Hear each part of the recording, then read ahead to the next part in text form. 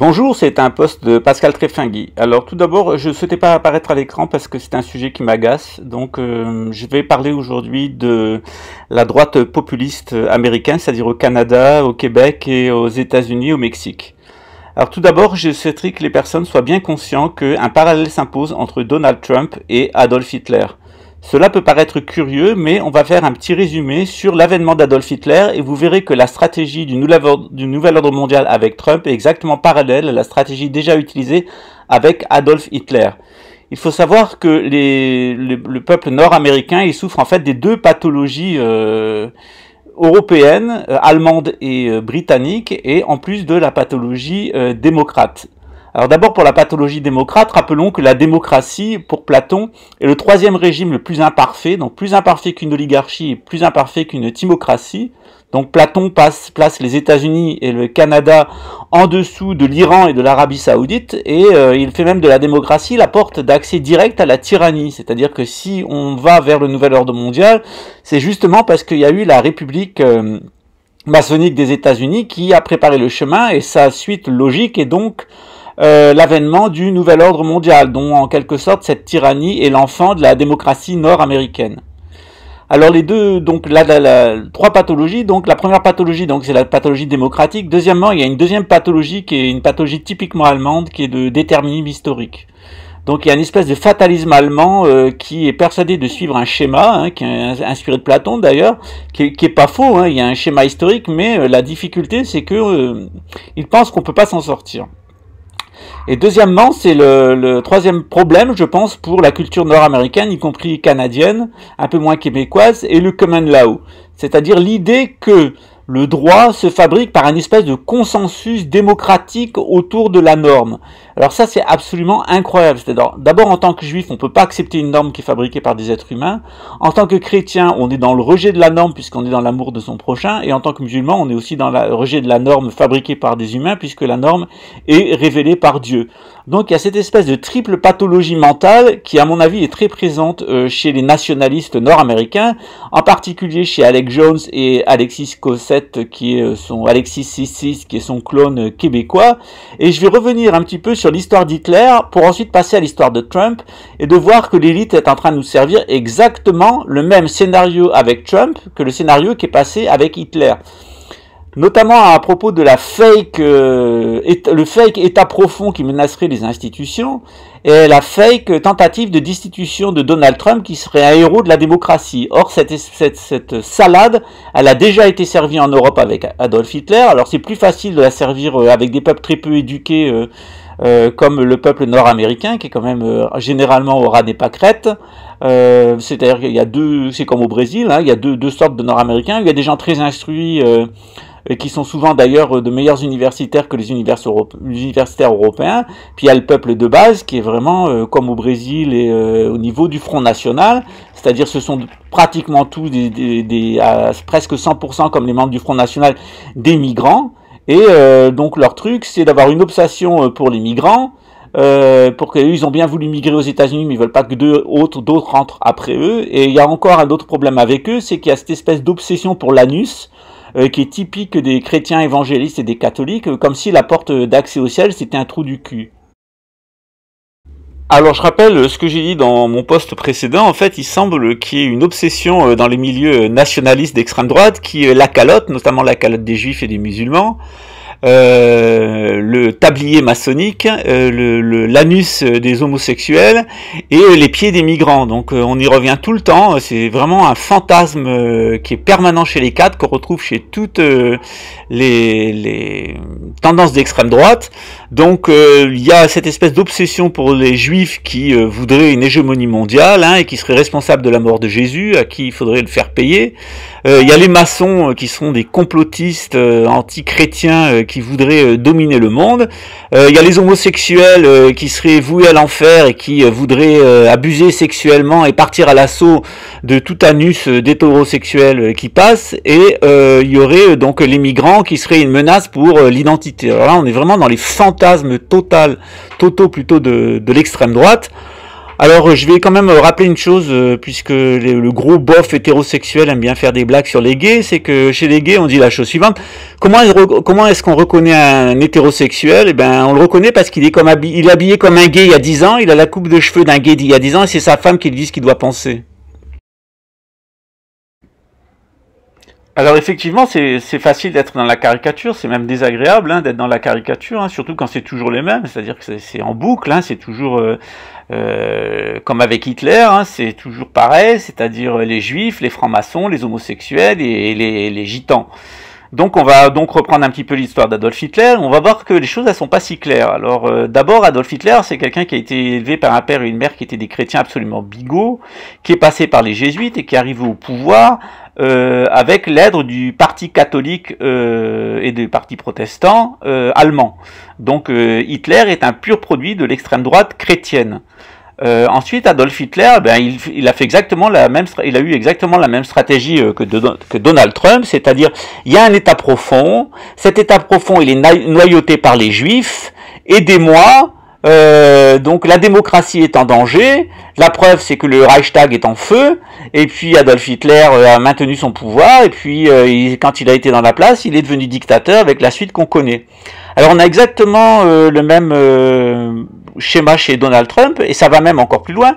Donc ce qu'ignorent la plupart des gens, c'est qu'en 1933, le Troisième Reich et Adolf Hitler en personne ont passé un accord avec la Banque de Londres et le futur État sioniste, c'est-à-dire à l'époque c'était la colonie anglaise pour juifs qui avait été créée par la Banque Rothschild avec l'accord de Balfour, et le premier acte du Troisième Reich signé par Adolf Hitler est d'avoir créé un accord économique avec le futur État Israël, par lequel étaient achetés 2 fois à 3 fois au prix du marché les oranges de Jaffa, qui ont ruiné d'ailleurs la nappe phréatique, le lac de Tibériade et l'écologie en Israël, et en échange de vendre des machines-outils allemandes. Donc le premier et principal partenaire de l'Allemagne nazie, ça a été le Troisième Reich. Donc le Troisième Reich, son premier partenaire, ça a été la colonie sioniste d'Israël, qui a été particulièrement protégé par les nazis. Et on s'aperçoit que chez Donald Trump, il y a exactement la même chose. Alors d'un côté, il nous dit que les juifs, c'est des méchants qui sont rentrés dans l'état profond américain, le Mossad qui fait des attentats, etc. Alors là, l'extrême droite en rajoute encore, puisque le Mossad est accusé d'avoir monté les attentats du 11 septembre, d'avoir pris possession de l'état profond américain. Mais en même temps, Donald Trump est le plus grand soutien à l'état sioniste. Notamment en transférant la capitale à Jérusalem, ce qu'aucun président américain avait fait avant lui. Je ne parle pas des transferts de fonds, de l'immunité pour les délinquants israéliens qui peuvent partir même quand on a tué une personne, si on demande d'être extradé sur Israël, on ne dépend plus de la justice américaine. Cette loi, elle est toujours valable, elle protège particulièrement les sionistes, y compris quand ils sont criminels. Donc on s'aperçoit que chez Donald Trump, il y a exactement la même chose. Il fait exactement comme a fait Hitler, et en plus, Donald Trump fait encore une autre chose qu'a fait Hitler, c'est culpabiliser les juifs démocrates en leur disant qu'ils sont déloyaux envers les États-Unis. Donc on a exactement la même stratégie de Donald Trump que la stratégie de Adolf Hitler, c'est-à-dire son premier partenaire, c'est en fait l'État sioniste, comme Adolf Hitler, qui est le premier partenaire et premier soutien de Donald Trump, et de l'autre côté, Donald Trump stigmatise les Juifs en disant qu'ils ont envahi l'État profond, qu'ils le menacent, qu'ils veulent le destituer, que le peuple le veut lui, mais que c'est les Juifs qui vont empêcher sa réélection, et que les Juifs qui vivent aux États-Unis sont des ingrats. Alors on est exactement dans le même schéma qui a déjà été écrit par l'élite avec Adolf Hitler et qui est écrit par le pédophile Donald Trump exactement de la même façon, puisqu'il appartient à l'élite et qu'il était l'ami d'Epstein. On ne voit pas comment il pourrait en être autrement. Il a d'ailleurs plus ou moins indiqué lui-même. Ensuite, ce Donald Trump, qui est exactement le clone nord-américain de Adolf Hitler, suit exactement la même stratégie. Alors il faut savoir qu'il y a une prophétie qui a été faite par un certain nombre de rabbins, c'est-à-dire qu'on aurait une autre Shoah aux États-Unis. C'est-à-dire qu'il viendrait un imposteur qui se ferait passer pour l'ami des Juifs, exactement comme Adolf Hitler, mais qui était l'ami d'Israël, et qui ensuite accuserait les Juifs locaux américains de tous les vices, et qui au final organiserait leur arrestation, leur déportation et leur extermination dans des camps. Or, il est quand même assez inquiétant que lorsqu'on regarde le nombre de places qu'il y avait dans les camps de la FEMA, c'est la population d'Israël plus la population des Juifs aux États-Unis. Donc on n'est pas très loin du schéma qui serait le suivant, c'est que Donald Trump, en s'appuyant sur l'extrême droite et les chrétiens, fasse semblant que les juifs soient une menace pour la démocratie, et en profite pour faire un coup d'État avec les militaires et la police pour instaurer un État policier. Donc on a deux alternatives qui nous sont offertes par l'élite, soit l'élection d'Elizabeth Warren, qui permettrait d'affaiblir les États-Unis officiellement et de permettre à la Russie de mener la Troisième Guerre mondiale.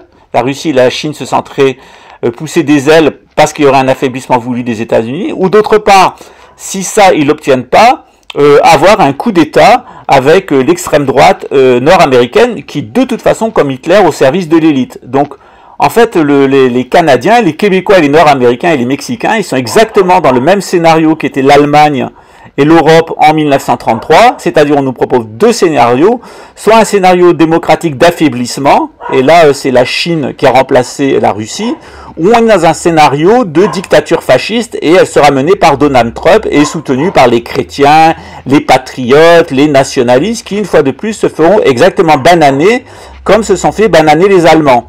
Sauf que sur l'autel du sacrifice, eh bien, à nouveau, on aura des juifs, évidemment, on aura des francs-maçons, évidemment, on aura des homosexuels, évidemment, et on aura des migrants, évidemment.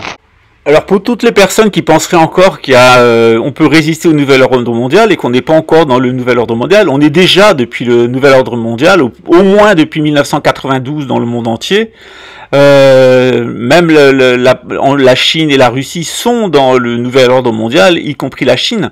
Et maintenant, ce qui se joue, c'est en fait l'extermination des peuples, leur musellement et des nouveaux camps de concentration, une nouvelle guerre mondiale.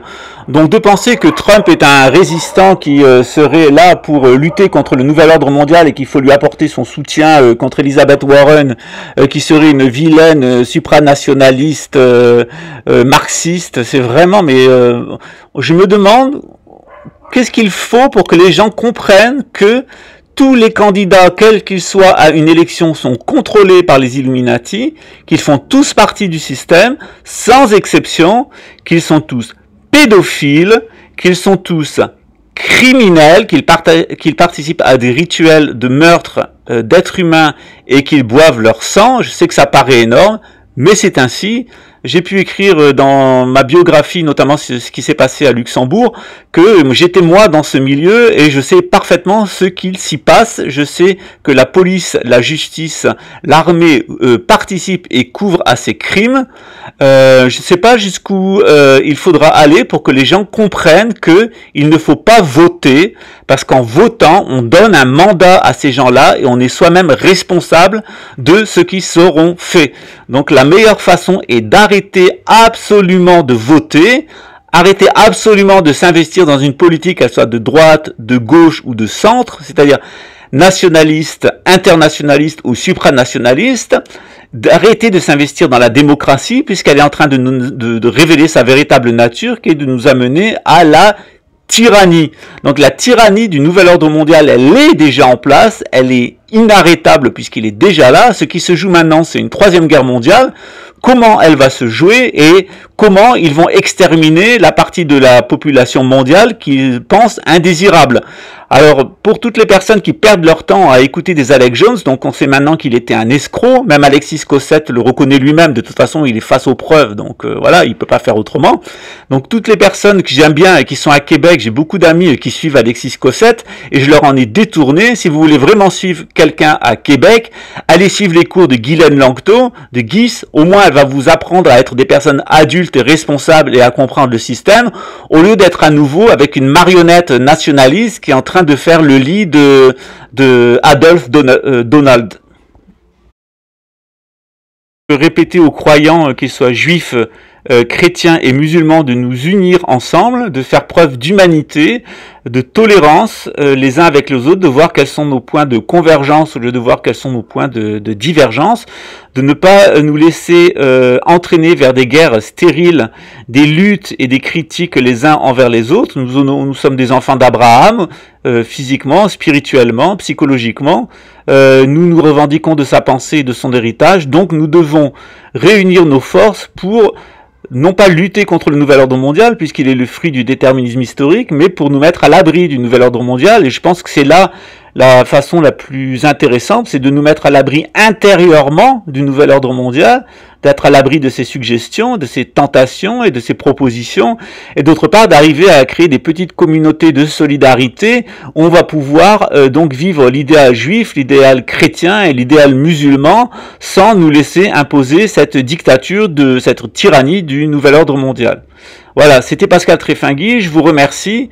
Je pense qu'on est quand même dans une situation maintenant qui est un petit peu critique, où j'aimerais que les gens qui suivent mes posts comprennent que ce à quoi j'appelle, c'est ce travail intérieur, parce que si nous vivons le nouvel ordre mondial à l'extérieur, c'est parce que nous avons une évolution, un changement à faire à l'intérieur de nous-mêmes, à l'intérieur de nos cœurs, et que si nos cœurs étaient bons, si nous étions intégralement juifs, chrétiens, musulmans, bouddhistes et je ne sais quelle religion, nous ne ferions pas l'expérience du nouvel ordre mondial. Le nouvel ordre mondial, il nous amène à notre propre hypocrisie, notre propre fanatisme religieux et notre propre corruption par rapport à l'argent.